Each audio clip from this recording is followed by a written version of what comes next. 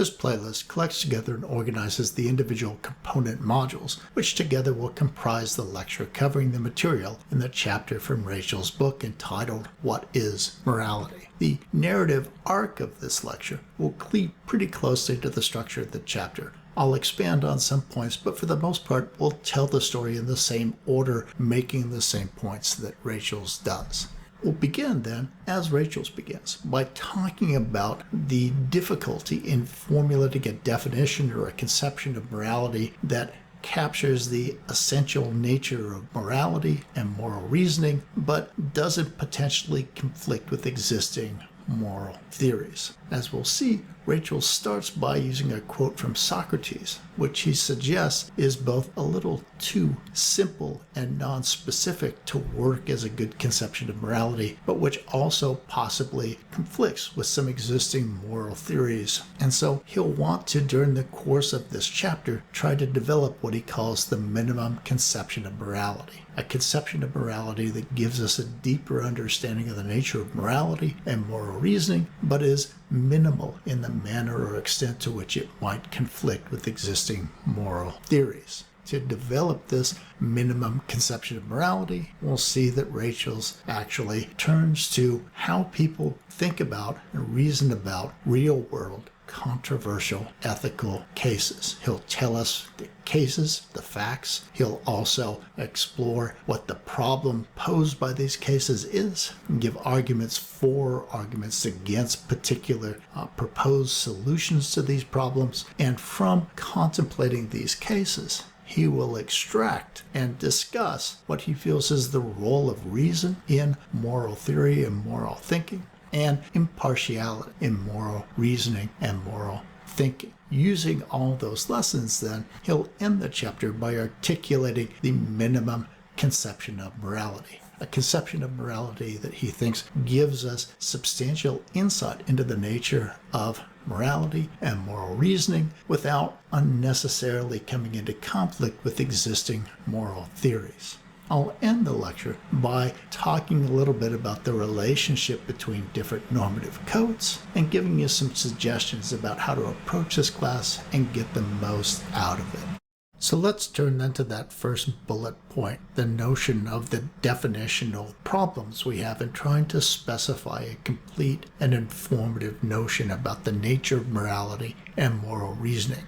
Rachel starts the chapter with a quotation from Socrates as given in Plato's Republic about the nature of morality. So we'll start with that quotation and we'll discuss why Rachel thinks that the quotation isn't comprehensive or systematic enough to help us understand the important features of morality and moral reasoning. Then we'll turn our attention to his goal for this chapter, coming up with a minimum conception of morality, a notion of morality that is rich enough to help us understand the nature of morality and moral reasoning, while at the same time having minimal potential to conflict with existing moral theories. We'll then turn our attention to the method by which Rachel goes about trying to craft this minimum conception of morality, and with it a minimum conception of moral agency, this examination of controversial cases from the real world.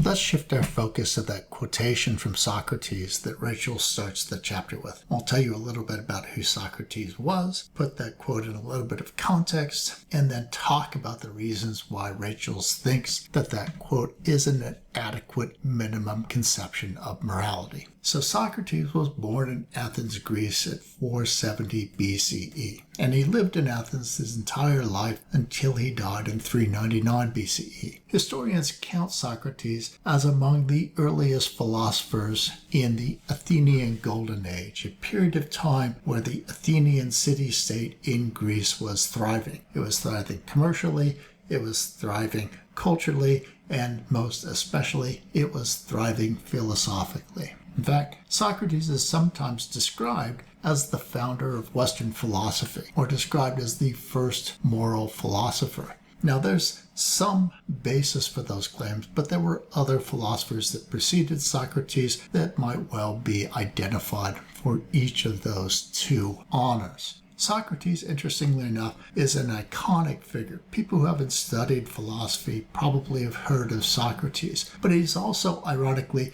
an enigmatic figure. For example, he didn't actually write any works in philosophy. There are no books, there are no papers, there are no plays. There's nothing that Socrates actually wrote. Socrates, however, was quite well known in Athens during his life, and he continues to have influence in Greek philosophy as well as in contemporary philosophy, primarily because he was well known and influential at the time. So, for example, he's mentioned by some contemporary Athenian playwrights, indicating how high profile he had in Athens. But importantly, he is the central character in a number of posthumous dialogues written by two of his students, Plato and Xenophon.